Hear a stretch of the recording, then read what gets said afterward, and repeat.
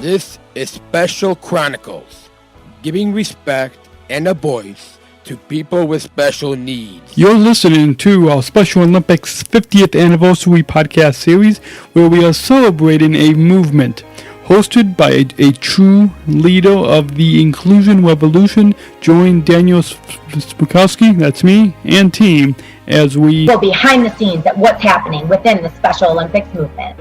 And remember, when in doubt, choose to include the famous words of Tim Shriver. You're listening to Special Chronicles Live. Our guest today is Tim Shriver, and we're here at the 50th anniversary of Special Olympics, right here in Chicago. Tim is an educator, a social activist, a film producer, and an entrepreneur. Tim is the chairman of Special Olympics, a movement that serves more than 5 million athletes like myself in 170 countries. Tim is the author of the book Fully Alive, Discovering What Matters Most, and follower of the Unified Generation and leading the inclusion revolution. Here he is today to talk about the inclusion revolution as was celebrating this week the 50th anniversary of Special Olympics. Welcome to Special Chronicles Live, Tim. Thank you, Daniel. It's an honor to be here and an honor to have you also leading the inclusion revolution, as you're doing with Special Chronicles and in so many other parts of your life, showing people giftedness, strength, compassion, humor, and in all ways proving that we all deserve a place, and you're making that possible for millions of people. So thank you for having me, and thank you for all you're doing. Thank you. Thank you. So let's begin with the first international games for Special Olympics that took place in July 1968, right here in Chicago, down the street from where we're sitting today. Take us back to when you were a child. What was it like for you to be here with your mom and family, and comment on the scene? Well, I think the most important thing we can remember about what was going on 50 years ago is that in the midst of a lot of tension and anger and injustice, there was a small group of people committed to healing, to justice, and to joy. And that's where the Special Olympics movement got its start. It got its start with people saying, let's play together.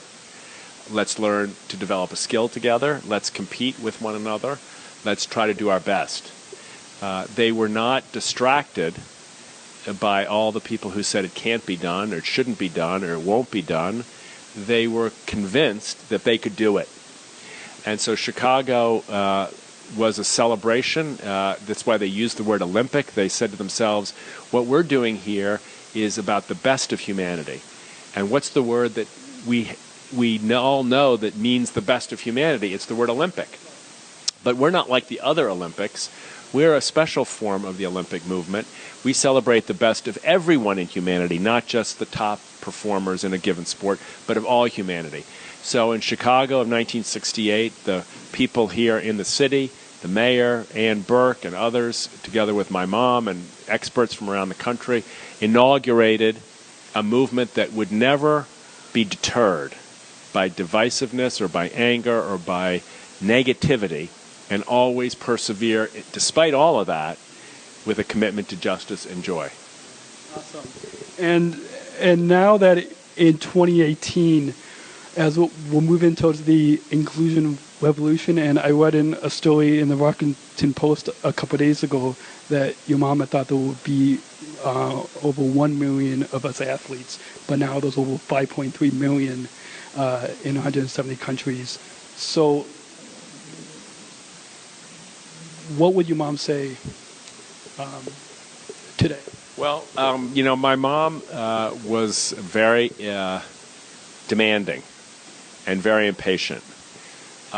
So she would say, well done, but she'd say it in that voice, that's good, but you knew there was a but. And the but is today, injustice is rampant, discrimination persists, People even today on Netflix are mocking people with Down syndrome and getting cheap laughs from it today. And she'd be furious. She'd be outraged. And she would have the people into her office and say, what are we not doing? What are you doing wrong that this kind of discrimination can still go on? And we would have to say we're not doing a good enough job.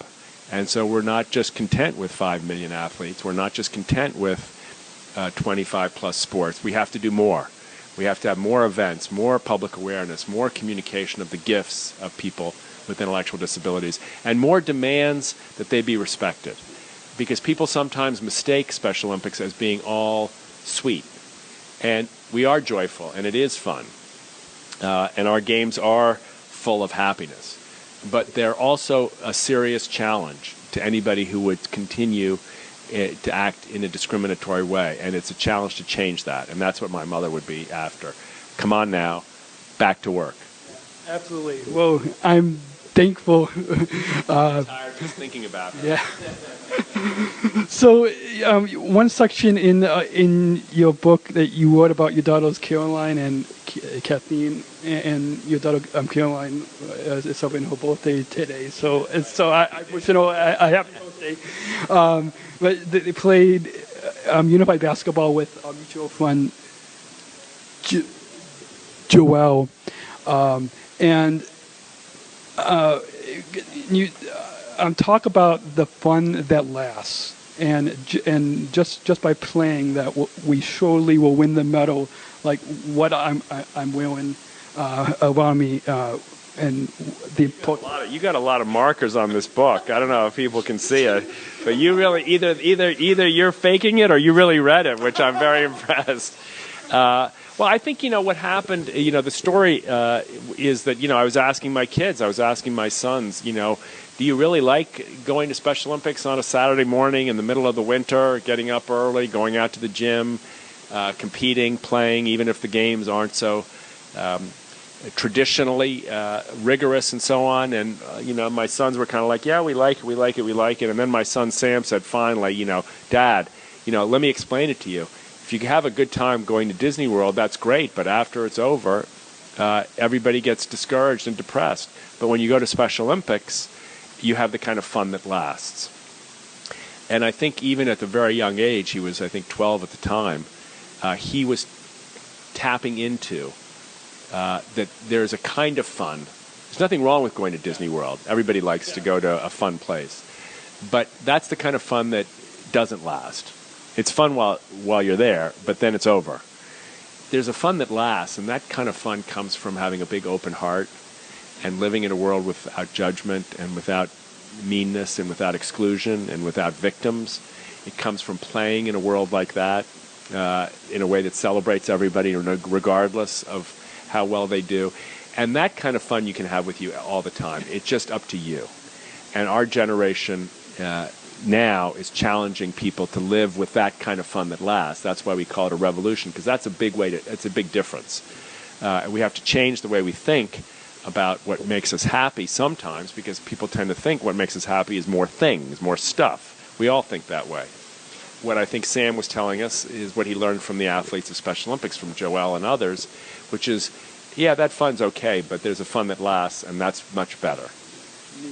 Neat. So the unified basketball game that we'll add, and I had the opportunity to come a couple of years ago at Buster's Document Church in Washington, D.C.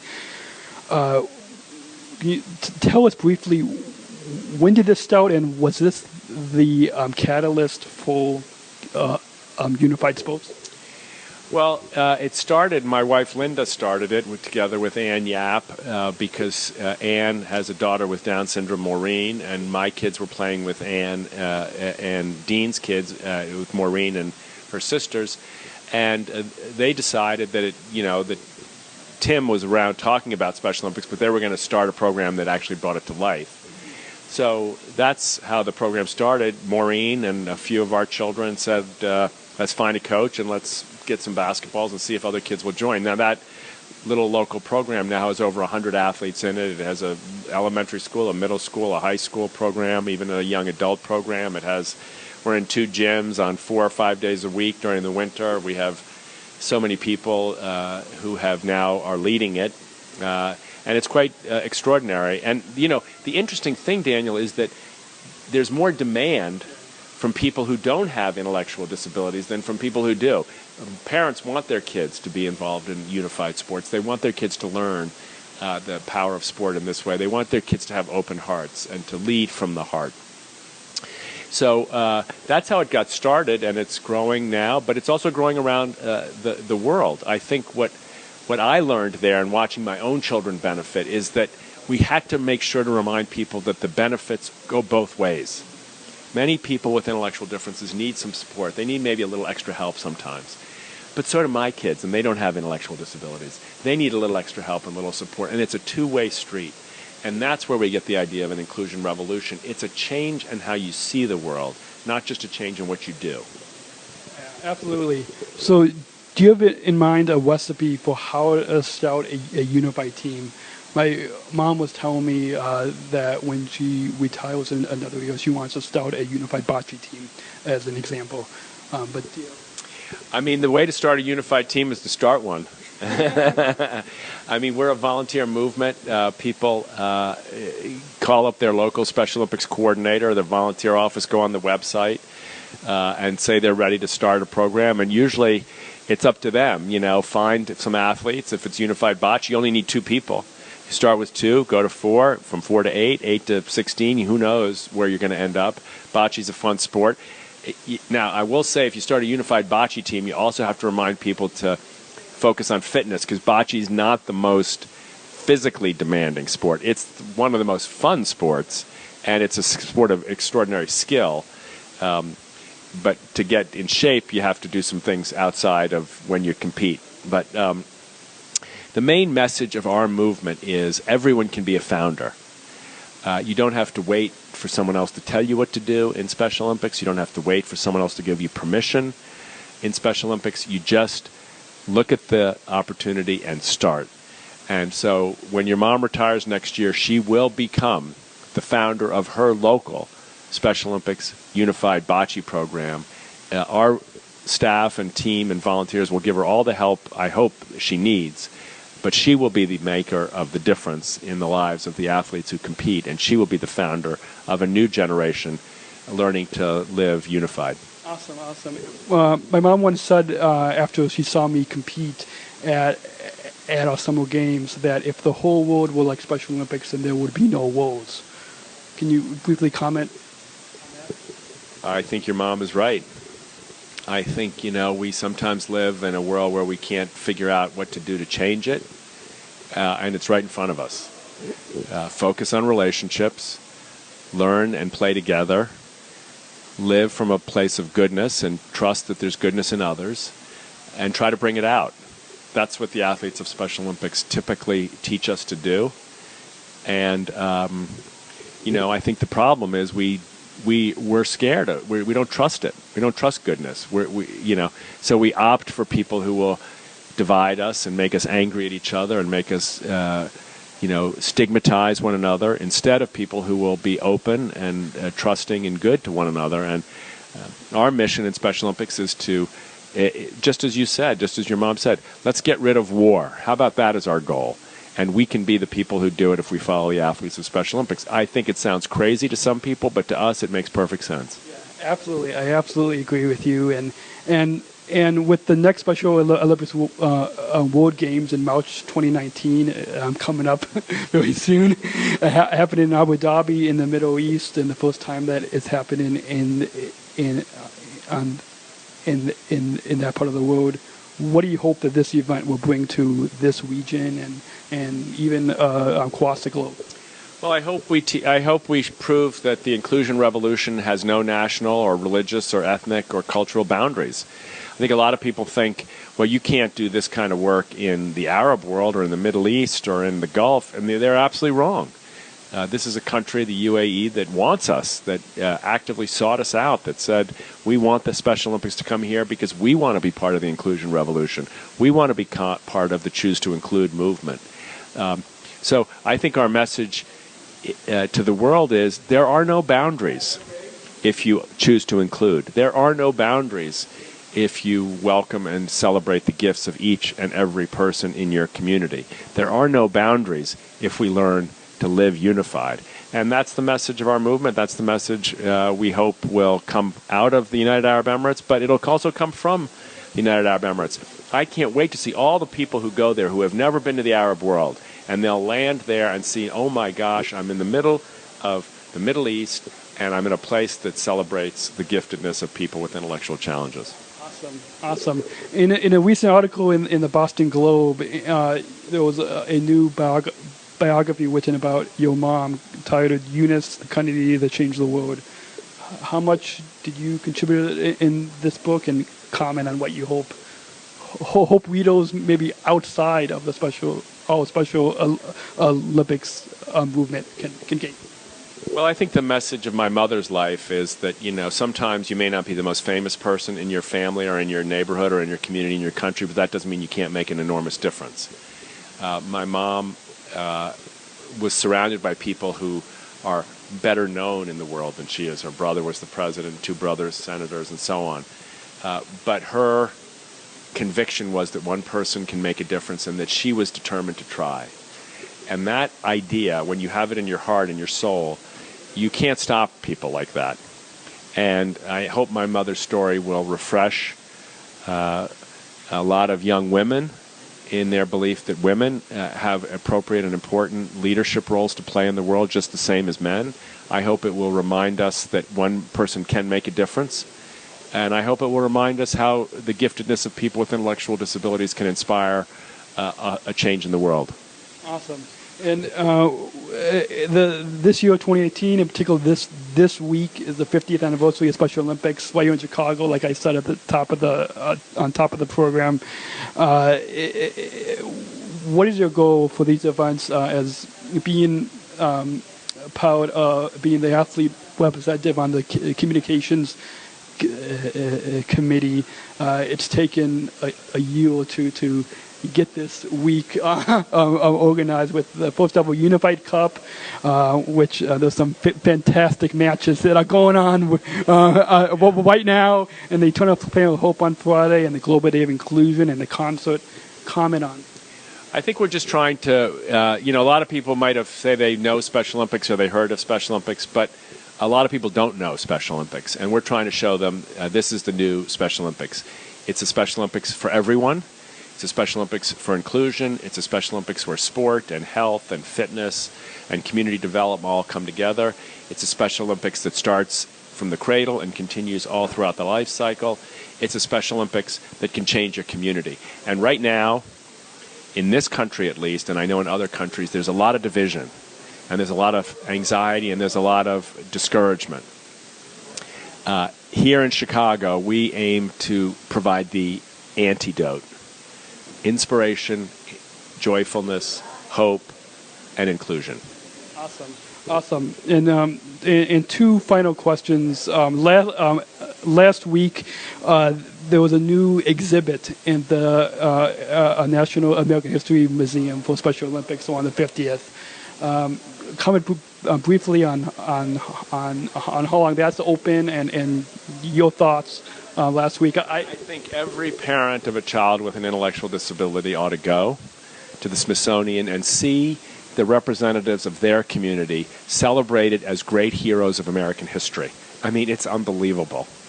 Great heroes of American history at the Smithsonian Institution are the athletes of Special Olympics, the Marty Sheetses and the Loretta Claibornes of the world, who are standing there in the halls of alongside presidents and senators and civil rights leaders as great icons of American history. And every parent of any child ought to take their child and show them, look up there, there's a hero. Don't see a disability, don't see a challenge, don't see color, don't see race, see a hero. See someone who's given their life to the idea that America can be an inclusive and welcoming and joyful place for everyone. And those people are your heroes. Awesome. Any social media plugs that you want to share with our listeners? I wish I knew what they were. Hashtag Inclusion Revolution, hashtag Choose to Include, hashtag Special Olympics. Yeah, join us. I mean, take the pledge online. Go look at the unifiedgeneration.org. It's a new website. You can take the pledge there. You can, we want 100 million people to say they're in the movement. Not everybody can go on the playing field of bocce or soccer, but everybody can join this movement. Take the pledge, put yourself in the game, stand up for inclusion, make your country, your community, your family a happier place to be. That's what we promise, and we deliver. Awesome. Well, before we have to head down the stairs, any final thoughts on your overall time here today on Special Chronicles? Yeah, my final thought is to say to you, Daniel, that you are a role model for many, many Special Olympics athletes, but you're a role model for the rest of us too. And never underestimate the good you're doing. It's hard work, what you've chosen to do. It takes a lot of determination and persistence. But the world, people notice. And you're teaching people very powerful lessons about the best of humanity. And I thank you for it. Thank you. Well, I thank you as well. Our guest today on Special Chronicles Live has been Tim Shriver, Chairman of Special Olympics. We're live at the Intercontinental Hotel in Chicago, celebrating Special Olympics 50th anniversary. Thank you. Thank you, Daniel. Let me win.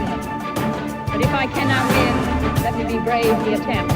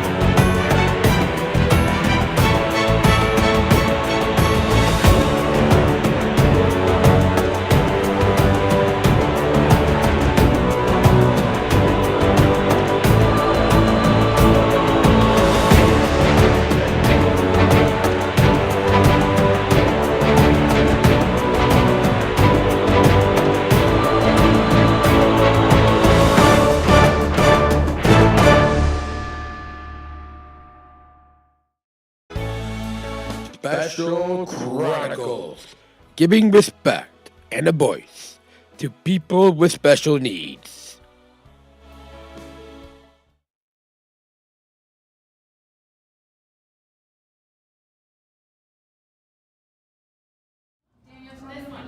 Go live now. Can I just push this blue button to the right? And as we go off air, I've got a gift for you. It's I have all these weird little glasses. Wow, look at that. From L.A. Nice.